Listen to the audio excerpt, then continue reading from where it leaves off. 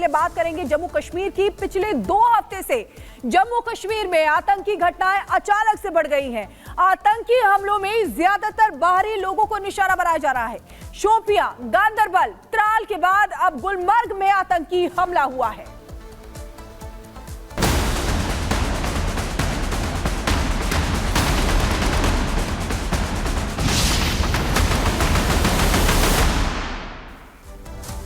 तो इसी बीच बड़ी खबर आपको बता दें, इसी से जुड़ी हुई बारामूला में सुरक्षा बलों का सर्च ऑपरेशन जारी है। गुलमर्ग में आतंकी हमले में 2 जवान शहीद हो गए हैं। आतंकियों ने सेना की गाड़ी पर फायरिंग की थी। आतंकी हमले में 2 लोगों की मौत हुई है। आतंकियों को सुरक्षा बल के जवान तलाश रहे हैं। बारामूला में यह हुआ है जहां पर सुरक्षा बलों का सर्च ऑपरेशन लगातार जारी है। गुलमर्ग में भी आतंकी हमला हुआ जिसमें हमारे भी 2 जवान शहीद हो गए। ये दुख की खबर आपको बता रहे हैं। देखिए, आतंकियों ने सेना की गाड़ी पर फायरिंग की थी। अभी भी सर्च ऑपरेशन जारी है वहां पर। तो देखिए, हमले वाली जगह को पूरी तरीके से सील कर दिया गया है और लगातार पैनी नजर वहां पे बनी हुई है। ग्राउंड रिपोर्ट आपको दिखाएंगे। इस वक्त हम मौजूद हैं बारामूला जिले के उस जगह पर जहां पर गुलमर्ग जाने का रास्ता जो है उसकी शुरुआत हो जाती है और यहां से तकरीबन 14 किलोमीटर दूरी पर ही वो जगह है जहां पर कल आतंकियों की तरफ से अटैक किया गया था। सेना के वाहन पर अटैक किया गया था जिसमें 2 जवान शहीद हो गए थे जबकि 2 सिविलियन पोर्टल जिनकी जान चली गई थी। और इसके बाद से ही पूरे इलाके को यहाँ पर देखिए सील कर दिया गया है। लगातार यहाँ पर जो है सर्च ऑपरेशन जारी है। लेकिन जहाँ पर कल घटना घटी थी, जहाँ पर अटैक हुआ था, वहाँ पर लगातार ऑपरेशन जो है वो जारी है और लगातार जो सेना के बड़े अधिकारी हैं वो वहां पर पहुंच रहे हैं और लगातार निगरानी बनाए हुए हैं कि आखिर किस तरीके से सर्च ऑपरेशन को आगे बढ़ाया जा रहा है। आपको बता दें कि कल जिस तरीके से अटैक किया गया सेना के वाहन पर, इसके बाद से ही लगातार यहां पर जो माहौल है वो तनावपूर्ण बना हुआ है।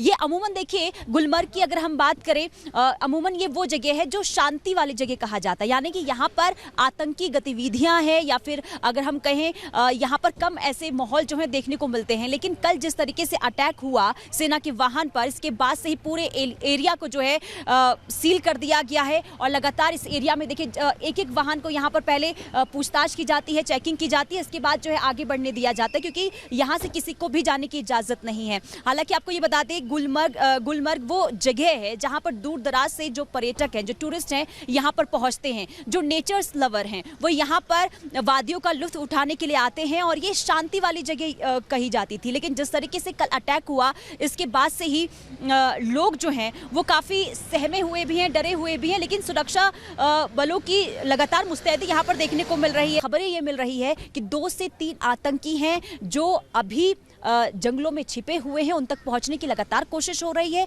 उन्हें मार गिराने को लेकर तमाम कोशिशें जारी है। और लेकिन जिस तरीके से हम तस्वीर आपको दिखा रहे हैं, यहाँ पर हम ये दिखाने की कोशिश कर रहे हैं कि कल के अटैक के बाद यहाँ पर सुरक्षा किस तरीके से चाक चौबंद की गई है। हम 1 हफ्ते की बात करें तो यहाँ पर आतंकी गतिविधियाँ जो है लगातार उसमें इजाफा होता हुआ दिखाई दे रहा है। 18 अक्टूबर को जिस तरीके से अटैक हुआ, इसके बाद हम 20 अक्टूबर की बात करें तो गांदरबल में 7 लोगों की जान चली गई है आतंकवादियों।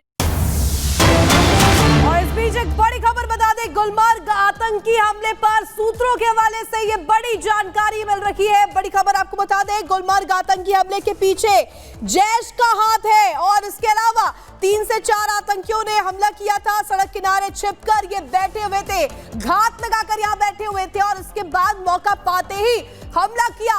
सूत्रों के हवाले से बड़ी खबर ये मिल रही है, गुलमर्ग आतंकी हमले के पीछे जैश का हाथ सामने आ रहा है। और देखिए, जम्मू कश्मीर में आतंकियों ने एक बार फिर से आतंकी हमला करके सबसे बड़ी गलती कर दी है। आतंकियों ने गुलमर्ग में भारतीय सेना की गाड़ी पर गोलियां बरसाकर 2 जवानों को शहीद कर दिया। लेकिन आतंकी भूल गए कि ये उनकी जिंदगी की आखिरी गलती होगी। इस गलती के बाद अब वो तो क्या, सरहद पार पाकिस्तान में बैठे उनके आका भी नहीं बच पाएंगे। रिपोर्ट आपको दिखाते हैं।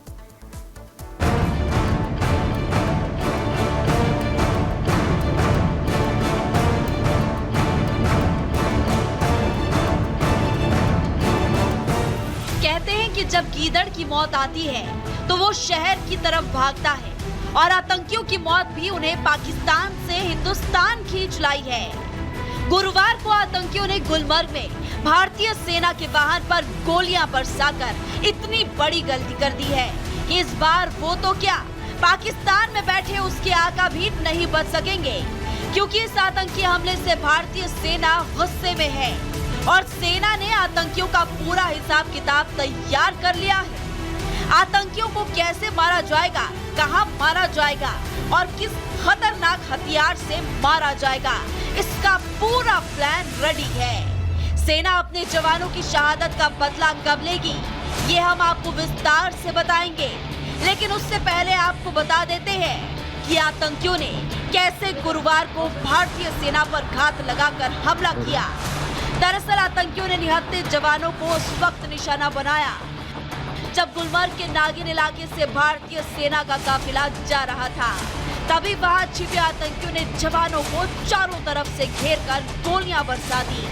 जब तक जवान कुछ समझ पाए और हथियार उठाकर आतंकियों को ललकारते, आतंकी हमेशा की तरह पीठ दिखाकर भाग गए और सेना का सामना करने की हिम्मत नहीं दिखा पाए।